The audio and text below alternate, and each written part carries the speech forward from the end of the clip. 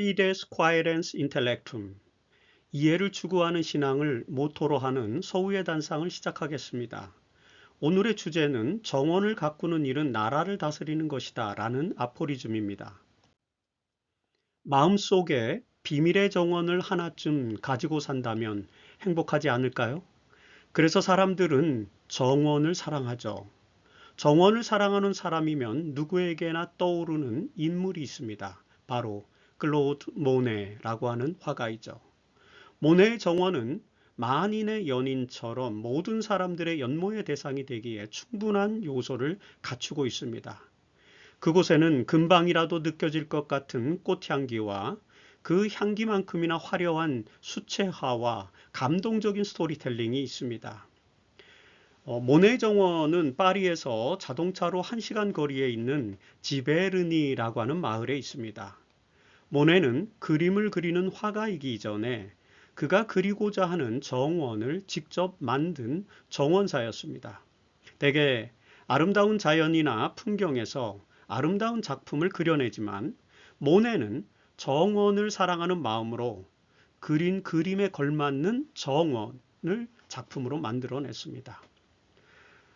그래서 반데어 캠프는 모네 정원을 이렇게 묘사했습니다.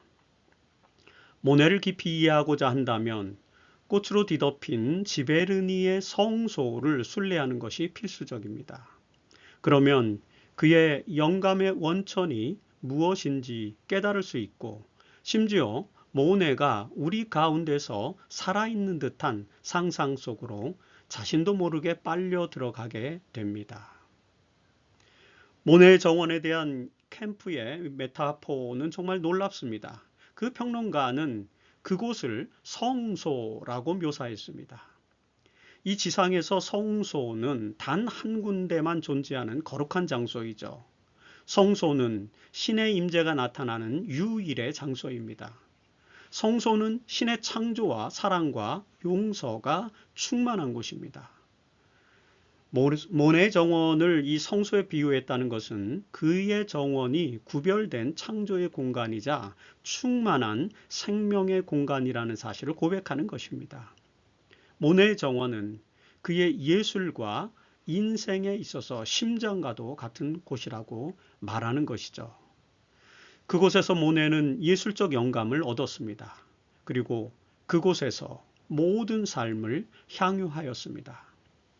정원이 있어서 모네는 정말로 행복했죠. 그래서 날마다 정원을 가꾸며 살았습니다. 그의 손길이 닿으면 닿을수록 모네의 정원은 풍요로운 세계, 거룩한 성소가 되었던 것입니다. 헤르만 헤세도 정원을 사랑했습니다. 20세기 초에 독일의 문학가로 이름을 날린 헤세는 1차 세계대전이 끝난 후 스위스의 작은 마을인 몬타뇰라라고 하는 곳에 정착해서 조용히 살았습니다. 전쟁을 통해서 드러난 비인간성을 더 이상 두고 볼 수 없었던 헤세는 그곳에서 자신만의 세계를 구축하였습니다. 그의 세계는 오직 시나 수필을 쓰는 것, 그리고 가끔씩 수채화를 그리는 것이었습니다.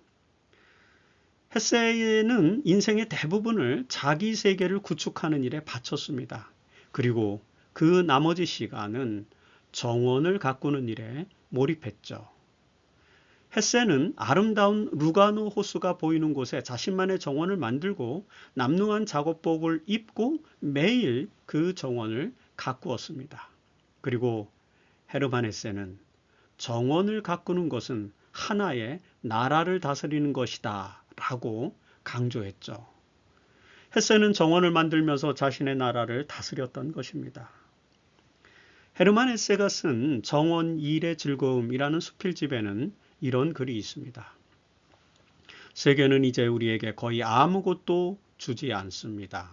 세계는 종종 시끄럽고 불안에 덮여 있는 것으로 보입니다. 그러나 풀과 나무들은 변함없이 자라고 있습니다. 그 어느 날 이 지상이 완전히 콘크리트 상자로 덮여버린다 할지라도 구름들의 유희는 계속될 것입니다. 그리고 인간은 예술의 도움을 빌어 여기저기에 신성한 곳으로 통하는 하나의 문을 열어둘 것입니다.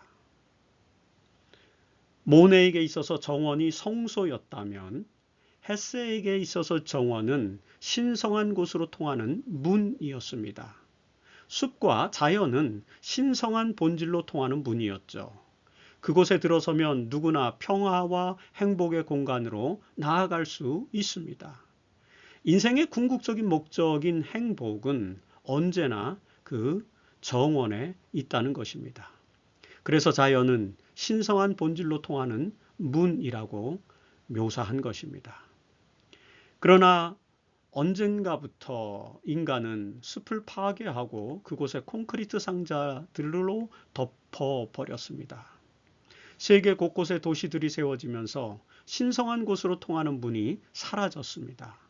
우리의 주위에는 신성으로 통하는 길을 막아서는 거대한 콘크리트 장벽들이 세워져 있습니다.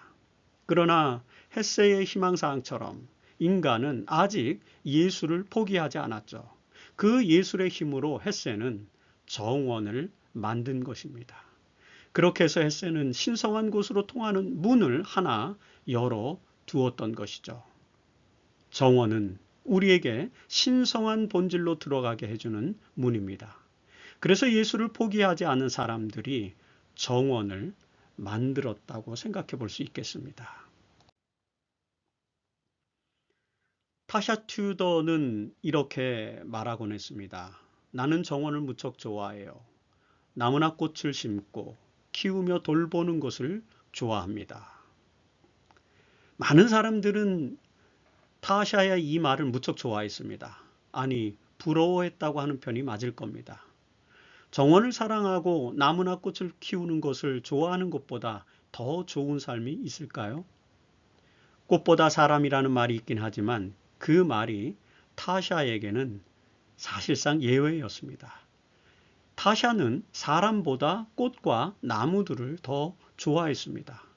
애정을 듬뿍 쏟아부은 비밀의 정원이 있는 한 그녀는 그 어떤 화려한 집이나 연인도 부럽지 않았다고 합니다. 그녀가 이렇게 정원을 사랑하고 꽃과 나무들과 함께 생활했던 비결은 무엇이었을까요? 그 비결에 대해서 타샤 튜더는 이렇게 말했습니다. 요즘 사람들은 너무 정신없이 살아요. 캐모마일 차를 마시고 저녁에 현관 앞에 앉아 개똥집박이의 고운 노래를 듣는다면 한결 인생을 즐기게 될 텐데. 타샤의 말에 의하면 정원은 우리에게 마음의 평정을 가져다 주고 캐모마일 차를 마실 수 있는 시간을 주며 개똥집박이의 고운 노래를 들을 수 있게 해주는 곳입니다. 그러고 보면 우리는 너무나도 많은 것을 잃어버린 채 정신없이 살아가고 있습니다. 별을 잃어버렸고요. 그래서 꿈을 잃어버렸습니다. 고향을 잃어버렸고 그래서 추억을 잃어버렸습니다. 도덕을 잃어버렸고 그래서 진실한 사람을 잃어버렸습니다. 우리가 잃어버린 것들은 모두 다 정말로 소중한 것들입니다. 그것들은 사실 잃어서는 안 되는 것들이죠. 그런데도 그 소중한 것들을 잃었다면 그걸 되찾기 위해서 무엇을 해야 할까요? 타샤 튜더는 이렇게 속삭입니다. 그대들만의 정원을 만드세요. 라고. 나만의 비밀의 정원을 어떻게 만들 수 있을까요? 이 시대의 젊은이들은 이렇게 말할 겁니다. 땅을 사서 소박한 집을 짓고 남는 땅 위에 텃밭이나 정원을 가꾸려면 우선 돈을 많이 벌어야 하죠. 그렇게 하려면 우선은 바쁘게 살아야 하지 않나요? 돈을 벌려면 경제를 살려야 하고 경제를 살리기 위해서는 문명을 발전시켜야 하지요. 현실 앞에서 이상주의적인 상상에만 빠질 수는 없겠죠. 너무나도 당연한 현실 앞에 우리는 그저 숙연해질 뿐입니다. 평범한 생각을 가지고서는 경제적인 실존주의, 상식적 현실주의를 벗어날 수 없습니다. 인생의 궁극적 목적에 대한 진지한 성찰이 있어야만 신성한 문을 찾아 나설 수 있겠지요. 헤르만 헤세가 데미안에서 말한 것처럼 알을 깨야만 새가 될 수 있는 것입니다. 현실을 둘러싸고 있는 실존의 세계를 깨뜨려야만 비로소 나만의 정원을 만들어갈 수 있는 것입니다. 헤르만 헤세가 정원을 가꾸는 일은 나라를 다스리는 것이다 라고 한 말은 우리를 다시 한번 생각해 볼 필요가 있는 그런 중요한 아포리즘입니다. 헤세가 말한 그 나라는 독일이라든지 스위스와 같은 현실 국가를 말하는 것일 수도 있습니다. 그러나 그가 말하고자 하는 본질로서의 나라는 자신의 세계를 말하는 것이겠죠. 정원을 가꾸는 일은 자신의 세계를 돌보는 일입니다. 그렇다면 다시 말해서 자신의 세계 속에서 자신만의 정원을 가꾸는 것입니다. 그렇다면 이 정원은 물질계에 세워지는 것이 아니라 우선은 정신계에 세워지는 것이 아닐까요? 헤세의 말을 곱씹으면 우리의 정신 속에 정원을 가꾸라는 말로 해석되어질 수 있는 것입니다. 그렇다면 나의 정신 속에 정원을 가꾼다는 말이 무엇일까요? 구약성서 이사야 5장에는 이런 이야기가 있습니다. 내가 사랑하는 자에게 포도원이 있으며 심히 기름진 사내로다. 땅을 파서 돌을 제하고 극상품 포도나무를 심었도다. 그 중에 망대를 세웠고 또 그 안에 술들을 팠었도다. 좋은 포도 맺기를 바랐더니 들포도를 맺었더라. 이사야서 5장 1절로 2절의 말씀입니다. 여기서 포도원은 이스라엘 나라를 상징하는 것입니다. 하나님께서는 기름진 산, 즉 젖과 꿀이 흐르는 가나안에 이스라엘 나라를 세웠습니다. 그리고 그 나라에 극상품 포도나무, 즉 이스라엘 백성들을 세운 것이죠. 하나님은 이스라엘 백성들의 마음속에 최고의 열매를 맺게 할 극상품의 포도나무를 심었습니다. 그들에게서는 당연히 최고의 포도가 열려야만 했습니다. 그런데 그들에게서 들포도가 맺혔습니다. 왜 이런 일이 일어났을까요? 사실 이 이야기는 매우 탁월한 메타포, 은유이죠. 이 은유를 해석하면 이렇습니다. 하나님은 우리의 마음속에 최고선의 씨앗을 심어주셨습니다.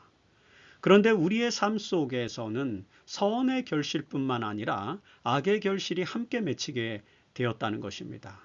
우리의 마음속에 뿌려진 씨앗은 원래 극상품 씨앗이었습니다. 그럼에도 불구하고 들포도와 같은 부정적인 본성이 형성되었는데 그 이유는 무엇일까요? 그 이유는 잘 가꿔주지 않고 있기 때문이다 라고 볼 수 있는 것입니다.